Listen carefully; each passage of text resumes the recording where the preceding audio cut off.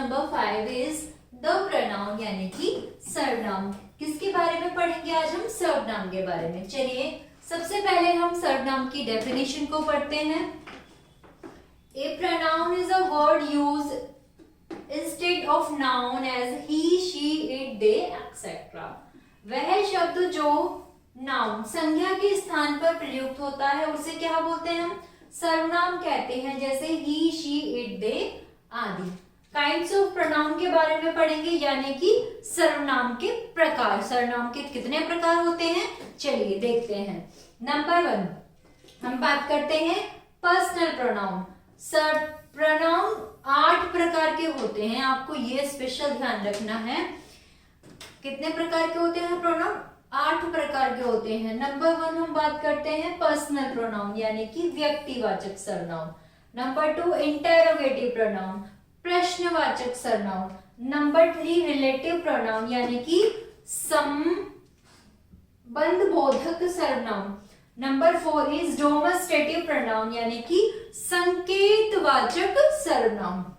Number 5 is distributive pronoun, विभागवाचक सर्वनाम। Number 6 इनडिफाइंड pronoun यानी कि अनिश्चयवाचक सर्वनाम। नंबर 7 रिफ्लेक्सिव प्रोनाउन यानी कि निजवाचक सर्वनाम। नंबर 8 एम्फेटिक प्रोनाउन यानी कि दृढ़ता सूचक प्रोनाउन। अभी तक हमने पढ़ा नाउन के प्रोनाउन कितने प्रकार के होते हैं? 8 प्रकार के होते हैं। अब ये कौन कौन से हम इनके बारे में पढ़ते हैं। चलिए नंबर 1 इज पर्सनल प्रोनाउन यानी कि व्यक्तिवाचक सर्वनाम। Personal pronoun are used for any particular person. 3 person जिन प्रोनाउन का प्रयोग व्यक्तियों के लिए किया जाता है वे व्यक्तिवाचक सर्वनाम कहे जाते हैं, जैसे वी, यू, शी आदि। क्या कहा? जिनमें व्यक्तियों के लिए बात की जाएगी क्या कहलाता है? व्यक्तिवाचक सर्वनाम कहलाता है। चलिए आ जाइए। अब इन्होंने कहा है पर्सनल प्रोनाउन ने 3 भागों में विभाजित किया है। पर्सनल प्रोनाउन को इन्होंने 3 पार्ट्स में डिवाइड किया है। नंबर 1 इज उत्तम पुरुष यानी कि first person. Number 2 second person यानी कि मध्य पुरुष। नंबर 3 थर्ड पर्सन यानी कि अन्य पुरुष। सबसे पहले हम पढ़ेंगे फर्स्ट पर्सन, उत्तम पुरुष। The pronoun which refer to speaking person or about some person are of the first person as I, my, me, mine, etc. जो व्यक्ति स्वयं अपने विषय में कुछ कहता है उस कहने वाले व्यक्ति को उत्तम पुरुष कहते हैं, जैसे I, my, me, mine. Second person यानी कि कौन? मध्यम पुरुष। The person which refer to the persons spoken are the second person. You, yours, they, etc. जिस व्यक्ति से बातचीत की जाए उसे मध्यम पुरुष कहते हैं, जैसे you, yours, they आदि।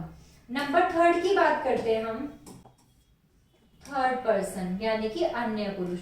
The pronoun which refer of the person or thing is spoken of are of the third person as he, she, they, etc. जिस अन्य व्यक्ति के विषय में बातचीत की जाती है उसे थर्ड पर्सन या अन्य पुरुष कहा जाता है, जैसे he, she, it, they आदि। पर्सनल प्रोनाउन को तालिका के अनुसार समझिए। अब हम इसको किसके अनुसार समझेंगे? अब हम इसको तालिका के अनुसार समझेंगे। किसके अनुसार समझेंगे? तालिका, यानी कि यहाँ पर इन्होंने एक तालिका दी गई है उसके अनुसार हम इसको समझेंगे। तालिका में सबसे पहले दिया गया है first person, second person, third person, subject, object, position, I, we, me, us, my, our. यानी कि सिंगुलर में आई और प्लूरल में जब हम आई को बदलेंगे तो क्या हो जाएगा? वी हो जाएगा। सिंगुलर में मी होगा तो प्लूरल में अस हो जाएगा। सिंगुलर में माई होगा तो प्लूरल में आर हो जाएगा। नेक्स्ट हम बात करते हैं you, yours, yours, yours. Singular की बात करते हैं ही, इट, शी, प्लूरल में they. Him, it, her, plural में them, his its her plural में देयर। इंट्रोगेटिव प्रोनाउन प्रश्नवाचक सर्वनाम। Interrogative pronoun are used for asking question as who, whom, what। जो प्रोनाउन शब्द पूछने के काम आते हैं उन्हें इंटेरोगेटिव प्रोनाउन या प्रश्नवाचक सर्वनाम कहते हैं, जैसे हु, whom, what आदि। रिलेटिव प्रोनाउन संबंधवाचक सर्वनाम। A relative pronoun is on that only stand for a noun but also joins sentences as which, whom, that, etc. वे सर्वनाम जो दो वाक्यों को जोड़ते हैं और पहले अपने से पहले नाउन प्रकट करते हैं, संबंधवाचक सर्वनाम कहलाते हैं। इसने क्या कहा? इसने कहा कि वे सर्वनाम जो किसको जोड़ते हैं? दो वाक्यों को जोड़ते हैं और अपने से पहले नाउन संबंध प्रकट करते हैं, क्या कहलाते हैं? संबंधवाचक सर्वनाम कहलाते हैं, जैसे which, whom, that। Demonstrative pronoun यानी कि संकेतवाचक सर्वनाम। Demonstrative pronoun are used to point to the person और things for which they stand, this, that, these, those, etcetera. जो प्रोनाउन किसी व्यक्ति अथवा वस्तु की ओर संकेत करते हैं वे क्या कहलाते हैं? वे संकेतवाचक सर्वनाम कहलाते हैं।